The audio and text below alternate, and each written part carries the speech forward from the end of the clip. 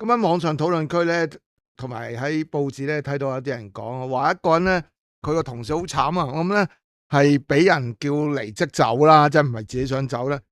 咁佢都好有禮貌，喂個同事好有禮貌，喂買啲散水餅俾大家食下，即係叫好嚟好去啦，係咪先？咁但係咧有啲人就好唔識趣，咁啊人哋咧就買咗個嗰啲而家好興嗰啲散水餅咧，好細個，好似啲布甸嗰啲咧，唔平噶，咁啊成30至40蚊一個，有平有貴嘅啲布甸燒。咁但係咧，你禮貌上係咪都講佢多謝先？嗱，你唔講多謝，都叫人一路順風。依個人唔係喎，有個網民話咧，見到個同事咧講一句咧嫌棄說話，就話咧佢選咗隻叫啤梨酒味嘅布甸燒啦，食完之後嫌棄啊，話咧喂點解都冇酒味嘅？咁啊，另一個同事咧諗住好似幫口咁，點知仲衰過唔講。好過邊個啦？派張 Häagen-Dazs 嘅雪糕券。喂，大佬，第一，我點知嗰個布甸燒好唔好食啫？人哋介紹咁咪買下咯，係咪先？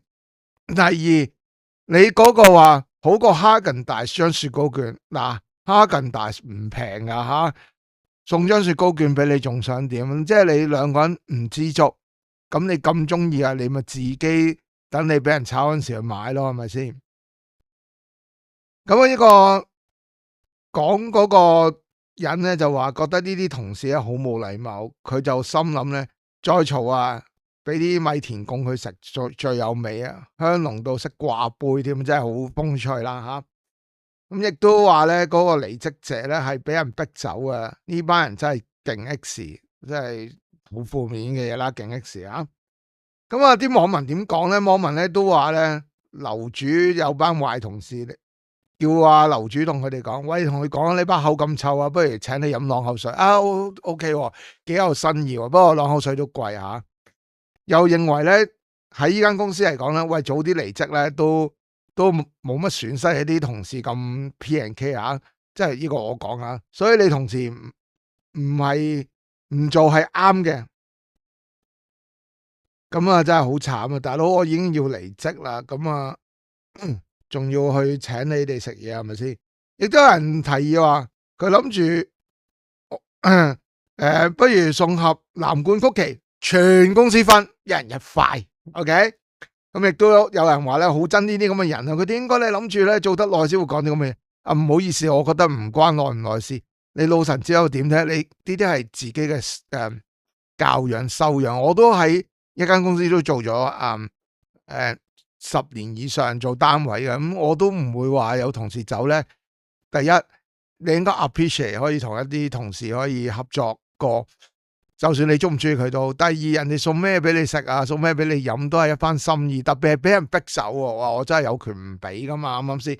你仲要講啲咁難聽，你有本事你咪自己走嗰陣時去送咩，中意送乜咪送咩啊？咁亦都有人建議咧，我都覺得係嘅。應該取消個散水餅文化，好似老馮奉旨咁樣，係咪？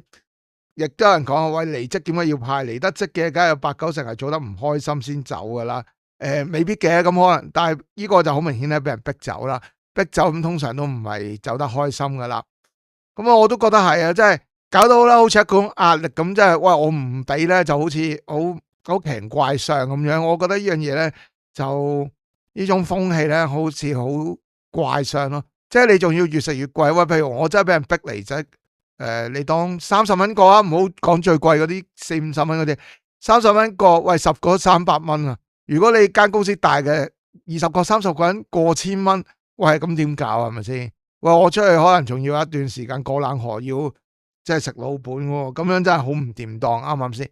咁啊，仲要俾你咧，即係慘過咧，即係請完你仲要俾你喺度糟質鞋落咧，我真係覺得個人唔係咁舒服啦，係咪先？咁所以我覺得即係散水餅文化真係可以免則免。當然我中意送嘅咪送咯，係咪先？但係唔好搞到好似個強迫嘅職場現象咯。喺度最後問一條問題俾大家，你覺得咧離職嘅時候，就算當自己離職啊，你哋覺得係咪真係一定必須要送散水餅俾同事咧？咁有陣時，譬如啲同事可能嗰日唔喺度，咁點咧？你哋可唔可以分享下你哋睇法，話俾我知啊？好，咁今集咧就講到呢度，喺度多謝大家收聽收睇，呢度係 YM 工作室，我係阿佬，下條片再見，拜拜。大家歡迎嘅話咧就可以訂閱啦，撳翻個鐘仔，咁啊另外咧幫手睇30秒廣告，另外咧就俾翻個 like 啦 ，share 翻啦，建設性留言啦，最後就可以嘅話就加入會員同埋咧俾個贊助，多謝晒大家支持 YM 工作室，我係阿佬，下條片再見。